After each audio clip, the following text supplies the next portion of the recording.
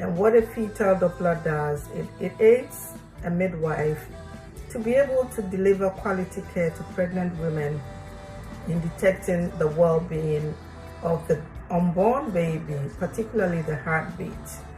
So I am so excited. We targeted 50 fetal Dopplers for 50 midwives in the rural areas in Ghana, and so far we've raised about 1,085 pounds, which can buy 50 Dopplers. But hey, if it buys 25 or 30 Dopplers, depending on the the increase in prices, I think these Dopplers are going to be a real game changer for these midwives based in the most rural areas in Ghana.